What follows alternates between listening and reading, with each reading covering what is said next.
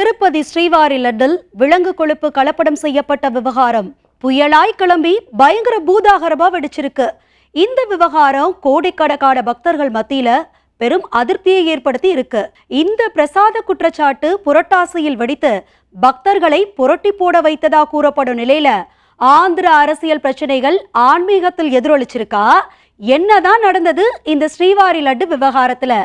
விரிவா பாப்போம் வாங்க.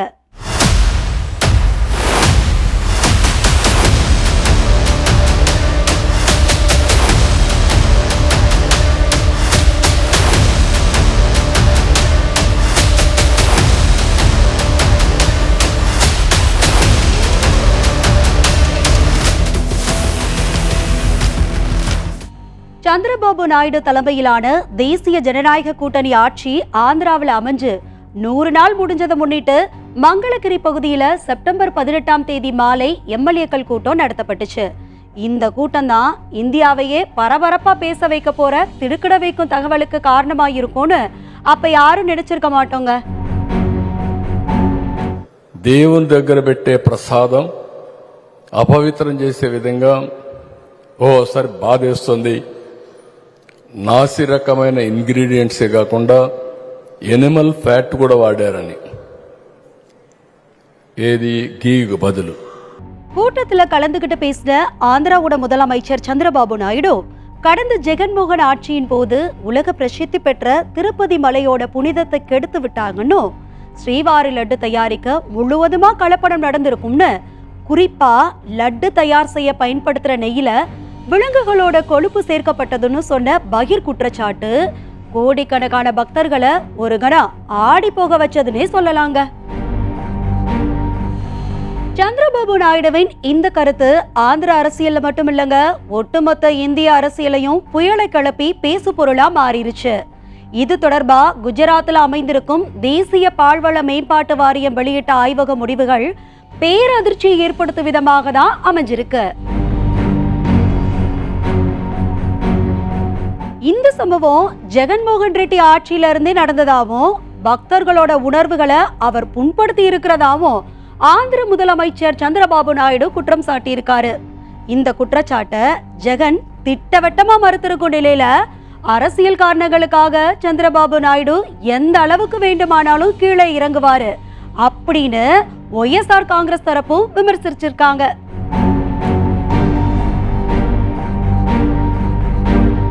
திருப்பதியில ஒரு நாளைக்கு 3 லட்சத்திற்கும் அதிகமான லட்டுகள் தயாரிக்கப்பட்டு வருது.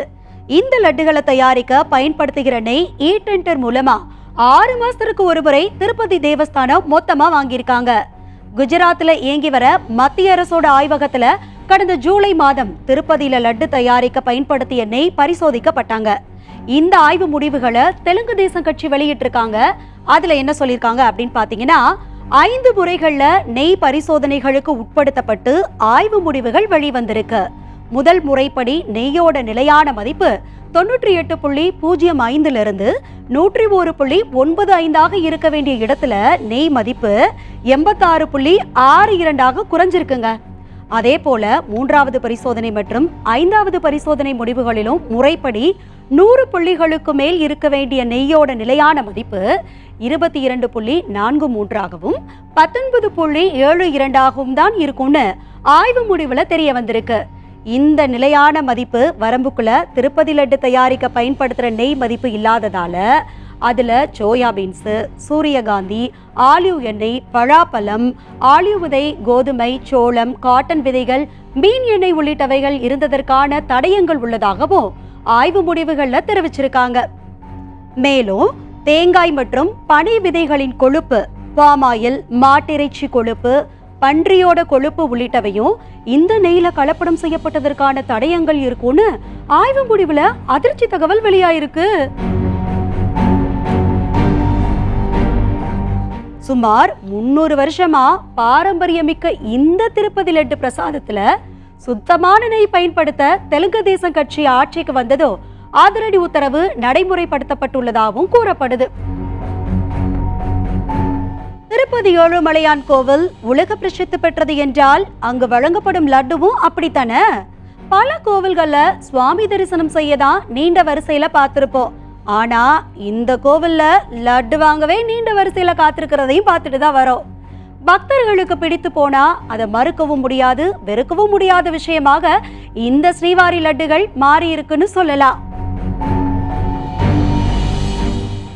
1715 வருஷம் ஆகஸ்ட் மாதம் முதல் இந்த கோவில்ல லட்டு பிரசாதம் வழங்கப்பட்டு வருவதாக தரவுகள் தெரிவிக்கக்கூடிய நிலையில சிறப்பு மிகுந்த லட்டுக்கு கிராக்கி ஏற்பட்டதால போலிகளை தடுக்க 2014ஆம் ஆண்டு புவிசார் குறியீடு வாங்கிவிட்டதா திருப்பதி தேவஸ்தான நிர்வாகம் தெரிவிச்சிருக்குங்க.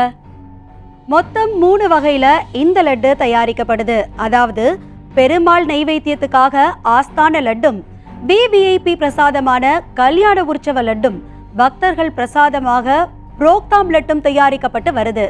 முறையே எடை அளவு 750 கிராம் எடை அளவிலும், பக்தர்கள் பிரசாத லட்டு 175 கிராம் எடையும் கொண்டிருக்கு. இந்த லட்டுகளோட தயாரிப்பு முறைகளே பார்த்தோம்னு சொன்னா நாள் ஒன்றுக்கு 3.5 லட்சம் லட்டுகளும், விசேஷ நாட்கள்ல 5 லட்சம் வரையிலும் தயாரிக்கப்படுறதா அதிகாரிகள் சொல்லியிருக்காங்க. இதை தயாரிக்க 8 பொருட்கள் பயன்படுத்தப்படுது. நெய், கடலை மாவு, சர்க்கரை, கற்கண்டு, முந்திரி, ஏலக்காய், பச்சை கற்பூரம், உலர் திராட்சை ஆகியவை குறிப்பிட்ட அளவுகளில் சேர்த்து தயாரிக்கப்பட்டு பிரசாதமா வழங்கப்படுது. தினமும் 10 டன் அளவான கடலை மாவு, 400 முதல் 500 கிலோ வரையிலான நெய், 750 கிலோ முந்திரி, 500 கிலோ கற்கண்டு, 500 கிலோ உலர் திராட்சை, 200 கிலோ ஏலக்காய் பயன்படுத்தப்படுவதாக கூறப்படுகிறது. அது மட்டும் இல்லாம ஒரு லட்டு தயாரிப்புக்கு 40 ரூபாய் செலவாகும் நிலையில நாள் ஒன்றுக்கு 500 கோடி ரூபாய் வரை திருப்பதி தேவஸ்தானத்துக்கு வருமானம் வர்றதா சொல்லப்படுது. லட்டு பொட்டுன்னு அழைக்கப்படுற சம்மங்கி பிரதாட்சணம், அதாவது மடப்பள்ளியில ஷிப்டுக்கு 600 பேர் வீதம் 2 ஷிப்டா இந்த லட்டு தயாரிப்புல ஊழியர்கள் ஈடுபடுறாங்க. லட்டுல சேர்க்கப்படும் பொருட்கள் ஆன்லைன் ஏல முறையில் மட்டுமே வாங்கப்படுது. அங்கு பணிபுரியும் ஊழியர்கள் 200 வருடங்களாக விறகடுப்பு மூலம் லட்டு பிடிச்சு வந்த நிலையில தற்போது மாடர்ன் கிச்சனாக மாற்றப்படவும் இருக்கு. கிச்சன் முழுவதும் சிசிடிவி கேமராக்கள் பொருத்தப்பட்டு கண்காணிக்கப்படுவதோடு லட்டு பிடிக்கும் பணியில் உள்ள ஊழியர்களுக்கு அவ்வப்போது மருத்துவ பரிசோதனை செய்யப்படுவதாகவும் கூறப்படுது.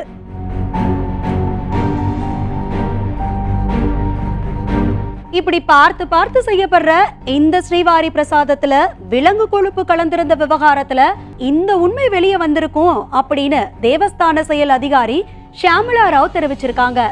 இந்த பரபரப்பு குற்றச்சாட்டை ஜெகன்மோகன் ரெட்டி முற்றிலும் மறுத்திருக்காங்க. மேலும் இதை எதிர்த்து ஒய்எஸ்ஆர் காங்கிரஸ் தரப்புல வழக்கும் பதிவு செஞ்சிருக்காங்க. திருப்பதி லட்டு குறித்த சந்திரபாபு நாயுடுவின் கருத்து ரொம்பவே மோசமானதுன்னு, கோடிக்கணக்கான பக்தர்களோட நம்பிக்கையை சேதப்படுத்தி சந்திரபாபு நாயுடு பெரும் பாவம் செஞ்சிருக்காருன்னு ஒய்எஸ்ஆர் கட்சியோட மூத்த தலைவரும் முன்னாள் திருப்பதி தேவஸ்தான தலைவருமான சுப்பா ரெட்டி குற்றம் சாட்டியிருக்காரு. விஜயவாடாவில் செய்தியாளர்களிடம் பேசிய ஜெகன்மோகனின் தங்கையும் ஆந்திர காங்கிரஸ் கமிட்டி தலைவருமான ஒய்.எஸ். ஷர்மிளா, லட்டுவில் விலங்கு கொழுப்பு கலக்கப்பட்ட விவகாரம் ஒன்றும் சாதாரணமான விஷயம் இல்ல, இதற்கு சிபிஐ விசாரணை கோரி கடிதமும் எழுதியிருக்காங்க.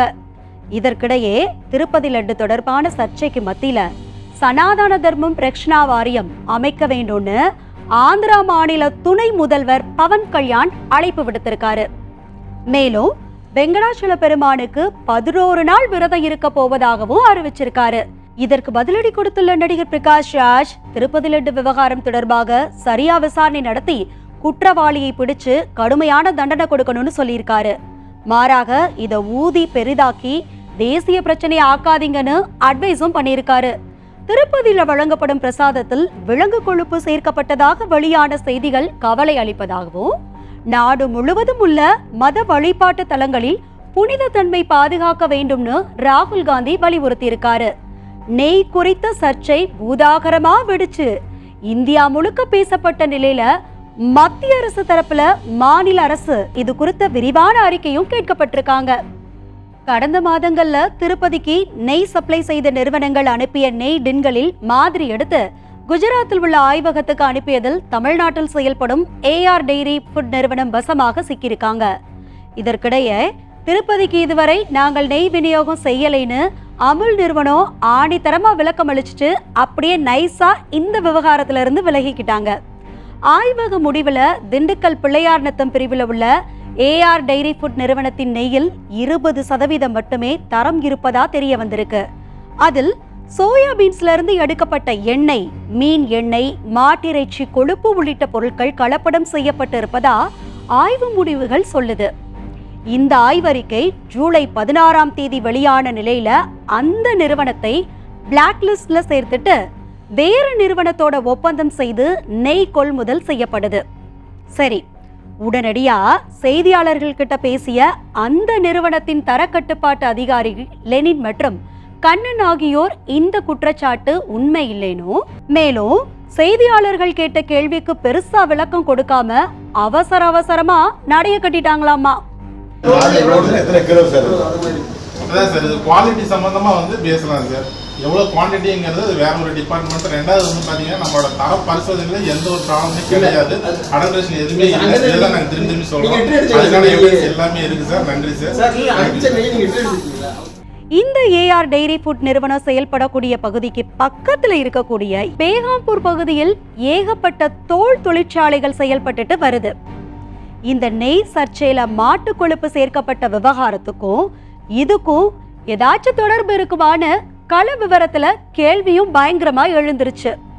சரி, இந்த நிலையில நெய் நிறுவனத்துல மாசு கட்டுப்பாட்டு வாரிய அதிகாரிகளும் உணவு பாதுகாப்புத்துறை அதிகாரிகளும் அதிரடியா சோதனை நடத்தி சுகாதாரம் இல்லாம தேங்கி இருக்கக்கூடிய நீர் மற்றும் பால் பொருட்களோட மாதிரிகள் ஆய்வுக்காக கொண்டு சென்றிருக்காங்க. அந்த லட்டு தயாரிப்பதற்காக திண்டுக்கல் மாவட்டம் பிள்ளையாநத்தம் பகுதியில் இருக்கக்கூடிய ஏஆர் ஃபுட் நிறுவனம் டைரி நிறுவனத்தில் தான் திருப்பதி தேவஸ்தானம் ஒரு ஒப்பந்தம் போட்டிருக்காங்க. நெய்யை டன் கணக்கில் நம்ம இருக்கக்கூடிய பகுதி தான் இந்த ஏஆர் டைரி ஃபுட்டு. அதை தான் ஒளிப்பதிவாளர் காமிச்சிட்டு இருக்காரு. இந்த ஏஆர் டைரி ஃபுட்டில் இருந்து தான் திருப்பதிக்கு லட்டு செய்வதற்காக டன் கணக்கில் நெய்கள் அனுப்பப்பட்டது. தற்போது இந்த சர்ச்சையின் காரணமாக தொடர்ந்து நேற்று முதல் இந்த நிறுவனத்தில் அதிகாரிகள் சோதனை நடைபெற்று வருகிறது. நேற்று இந்த தர கட்டுப்பாட்டுத்துறை அதிகாரிகள் நம்மளிடம் செய்தியாளரிடம் தெரிவிக்கும் போது எங்களுடைய நெய்களை நீங்கள் எங்கே வேணால் ஆய்வகத்துக்கு உட்படுத்தலாம், அதுக்கு நாங்கள் தயாராக இருக்கோம் சொன்னாங்க. இருந்த போதிலும் இங்கே தயாரிக்கக்கூடிய பால், வெண்ணெய், நெய் பொருட்களை நேற்று மாசு கட்டுப்பாட்டுத்துறை அதிகாரிகள் கலக்கக்கூடிய தண்ணீர்களை சோதனை செய்ய ஆய்வுக்காக எடுத்துக்கொண்டு இருக்கிறார்கள். திருப்பதிக்கு மொட்டை போட்டதா தமிழ்நாடு நிறுவனம்னு கேள்விகள் வலுத்து வரும் சூழல்ல பழனி தண்டாயுதபாணி கோவில்ல பிரசாதமாக வழங்கப்படும் பஞ்சாமிர்தம் தயாரிக்கவும் இந்த நிறுவனத்தோட நெய்தான் பயன்படுத்தப்பட்டதா சோசியல் மீடியால கருத்து பரவி இருந்துச்சு. அதுல திண்டுக்கல் ஏஆர் ஃபுட்ஸ் நிறுவனம் தான் பழனிக்கு சப்ளைஸ்னும் அந்த நிறுவனத்தின் தலைவராக உள்ள ராஜசேகரன் என்பவர் பழனி கோவில் அறங்காவலர் குழு தலைவரா செயல்படுகிறாரு அப்படிங்கிற செய்தியும் சந்தேகத்தை ஏற்படுத்தி இருந்ததா இருந்துச்சு. இது குறித்து விளக்கம் அளித்த தமிழக அரசு பழனி கோவில் அறங்காவலர் குழுவிற்கு கடந்த மாதம் பதவிக்காலம் முடிஞ்சதாகவும் ராஜசேகரன் என்பவர் உறுப்பினராக உள்ளதாகவும் கூறியிருந்தாங்க. மேலும் பஞ்சாமிர்தம் தயாரிக்கப்படும் நெய் ஆவின் நிறுவனத்தில் இருந்து மட்டுமே பெறப்படும்னு அறநிலையத்துறை அமைச்சர் சேகர் பாபு திட்டவட்டமா சொல்லியிருக்காரு. பழனியை பொறுத்தளவில் முழுக்க ஆவின் நெய் தான் பயன்படுத்தப்படுகின்றது. தேவைக்கு அதிகமாகின்ற பொழுது வேறொரு தனியாரிடம் வாங்கப்படுகின்ற நெய் கூட அந்த தனியார் கம்பெனி கூட இப்பொழுது புகாருக்கு உள்ளாகி இருக்கின்ற நிறுவனம் இல்லை என்பதை தெளிவுபடுத்த கடமைப்பட்டிருக்கின்றேன். நெய் விவகாரம் குறித்து வீடியோ ஒன்றை வெளியிட்டுள்ள சமூக ஆர்வலர் பியூஸ் மானுஸ், எல்லாரும் நல்ல மாட்டிறைச்சி சாப்பிட்டீங்களா, பெருமாள் நல்லா கொடுத்தாரா என சர்ச்சையை கிளப்பியுள்ளார். உதாரணமாக வெடித்துள்ள இந்த லட்டு விவகாரம் குறித்த கேள்விக்கும் பதிலளித்த விசிக தலைவர் தொல் திருமாவளவன், பெரும்பாலான இனிப்பு அல்லது உணவுப் பொருட்களில் இது போன்ற விலங்கு கொழுப்பு பயன்படுத்த வருவது வழக்கமான ஒன்றுதான் எனவும் கூறியிருக்கிறார். பெரும்பாலான இனிப்பு அல்லது உணவுப் பொருள்களில் இது போன்ற விலங்கு கொழுப்பு பயன்படுத்தப்படுவது வழக்கமான ஒன்றுதான். உலகம் முழுவதும் இது நடைமுறையில் இருக்கக்கூடிய ஒன்றுதான். இதையும் அரசியலாக்குவது ஏன் என்று தெரியவில்லை. திருப்பதி லட்டு விவகாரம் மக்களின் உணர்வுகளோடு தொடர்புடையது என்பதால் மிக மிக மிக வேதனையான ஒன்று என்று தமிழிசை சவுந்தரராஜன் வேதனை தெரிவிச்சிருக்காங்க. எப்பவுமே இந்துக்கள்னு மாற தட்டி பேசுற ராஜா இந்த விவகாரத்துல இந்து மதம் மீது நம்பிக்கை கொண்டவர் தான் தேவஸ்தான பொறுப்பில் இருக்கணும்னு மீண்டும் சர்ச்சையை கிளப்பியிருக்காரு. கோவில்கள் புனிதம் காக்கப்பட வேண்டுமானால் அது இந்து மத நம்பிக்கை இருக்கின்ற மதாச்சாரியார்கள் வசம்தான் கோவில்கள் ஒப்படைக்கப்பட வேண்டும். இது தொடர்பாக பேசிய நாம் தமிழர் கட்சி ஒருங்கிணைப்பாளர் சீமான், திருப்பதி லட்டு சாப்பிட்டவர்கள் எல்லாம் உயிரோட தானே இருக்காங்க, அதெல்லாம் பிரச்சனை ஆக்கிட்டு இருக்காதீங்கயான்னு நகைப்பை கிளப்பி இருக்காரு. லட்டுல மாட்டு கொழுப்பு தடவிட்டாங்க. என்ன கேட்டாங்க, சாப்பிட்டவங்க யாரும் ஜாகலையில விடுப்பா. எனக்கு மாட்டு கொழுப்பு இருந்தாலும் சரி, அதுல ஒண்ணுமே இல்லாம இருந்தாலும் சரி, எனக்கு லட்டு இருந்தா போதும். அது எப்படி இருந்தாலும் சாப்பிடுவேன், எனக்கு பிரச்சனை கிடையாது. புயலாய் கிளம்பிய இந்த விவகாரம் தொடர்பாக நமது வேந்தர் தொலைக்காட்சிக்கு பக்தர்கள் அளித்த பிரத்யேக பேட்டியில் சம்பந்தப்பட்ட அரசு உரிய நடவடிக்கை எடுக்க வேண்டும் எனவும், இந்த சம்பவம் டூ பேட் என்றும், லட்டுக்கான மவுசு ஒன்றும் குறைய போவதில்லை என்றும் கலவையான கருத்துக்களை சொல்லியிருக்காங்க. திருப்பதி லட்டுல மாட்டு கொழுப்பு கலந்தது இது கேள்விப்பட்டேன்னா உங்களுக்கு எப்படிமா இருந்துச்சு? பயமா தாங்க இருந்துச்சு எங்களுக்கு. சாப்பிட நாளைக்கு விரதம் இருந்து போறோம்ல, அதனால அதை பார்த்துக்கிட்டு எங்களுக்கு பயமா இருக்கு. அதெல்லாம் நினைக்கும் போதே அதெல்லாம் சாப்பிட்ருக்கோமான்னு ரொம்ப நம்ம மனசுக்கு ரொம்ப கஷ்டமா இருக்கு. ஏன்னா முன்னாடி இருந்த லட்டுக்கும் நீங்க சொன்ன மாதிரி இப்ப சொன்னதுக்கு அப்புறமா யோசிக்கிறோம். இப்ப வந்த லாஸ்ட் 5 இயர்ஸ் அந்த லட்டுக்கும் டிஃபரெண்ட் நல்லாவே தெரியுது. ஒவ்வொரு இந்துக்களுடைய மனசை ஈட்டினால துளைச்ச மாதிரி இருந்துச்சு. இன்ன வரைக்கும் நாங்கள் அதுலேருந்து மீளலை சார். இது முழுக்க முழுக்க நிர்வாகத்தோடைய சீர்கேடு, திருப்பதி தேவஸ்தானத்தோடைய நிர்வாக செய்யக்கூடிய திறமையின்மை தான். ஒரு சிபிஐ விசாரணை வைத்து இந்த குற்றத்தை இழைத்தவர்களுக்கு கடுமையான தண்டனை வழங்கப்பட வேண்டும். இட்ஸ் டூ பேட் அப்படின்னு நாங்கள் நினைக்கிறோம். Health conscious wise it's too bad. Tirupati பற்றி லட்டை பற்றி ஒரு தவறு இல்லாமல் நாங்கள் லட்டு வாங்கி சாப்பிட்றோம்.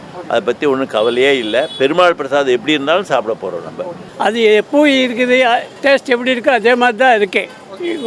அதில் ஒன்றும் ப்ராப்ளம் கிடையாது. இங்கே ஜனங்களை ஏதோ ஒன்று பண்ணி மாற்றணும், அவ்வளோதான். இந்த மாதிரி ஒரு புனிதமான ஒரு பொருளை கலப்படம் கலந்துருக்காங்கிறதுல அந்த அதிர்ச்சியிலேருந்து இன்னும் மீளவே இல்லை. அது பொய்யா இருக்கணும்னு நாங்கள் நினைக்கிறோம்.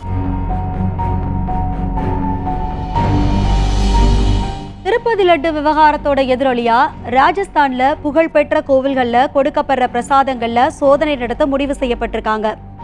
விலங்கு கொழுப்பு கலந்த நெய்ல லட்டு தயாரித்ததால கோவிலுக்கு மிகப்பெரிய பாவமும் தோஷமும் ஏற்பட்டதா அர்ச்சகர்கள் குற்றம் சாட்டியிருக்காங்க. இதெல்லாம் ஒரு பக்கம் போக, இதனால திருப்பதி ஏழுமலையான் கோவிலுக்கே விரைவில் குடமுழக்கு நடைபெறும் என்றும் எதிர்பார்க்கப்படுது. தொடர்ந்து திருப்பதி தேவஸ்தானம் ட்விட்டரில் வெளியிட்டுள்ள பதிவில், ஸ்ரீவாரி லட்டுவின் தெய்வீகத்தன்மையும் தூய்மையும் இப்போது கரைப்படவில்லை அப்படின்னும், லட்டு பிரசாதத்தின் புனிதம் மீண்டும் மீட்கப்பட்டதுன்னு பக்தர்களுக்கு தெரிவிச்சிருக்காங்க. இந்தியா முழுவதும் புயலை கிளப்பி பூதாகரமாகி உள்ள இந்த நெய் விவகாரம் போலவே வரலாற்றில் கொஞ்சம் பின்னாடி சென்று பார்த்தா 1857 சிப்பாய் கழகம் நினைவுக்கு தாங்க வருது. விலங்குகள் கொழுப்பு தடவிய தோட்டாக்களின் காரணமா இந்த சிப்பாய் கழகம் மூண்ட நிலையில் இப்போது ஆன்மீகம் அரசியலை மையமா வச்சு எழுந்திருக்கிற இந்த நெய் கொழுப்பு விவகாரம் எப்படிப்பட்ட விளைவுகளையும் கலக்கத்தையும் ஏற்படுத்தும்னு பொறுத்திருந்துதான் பார்க்கணும்.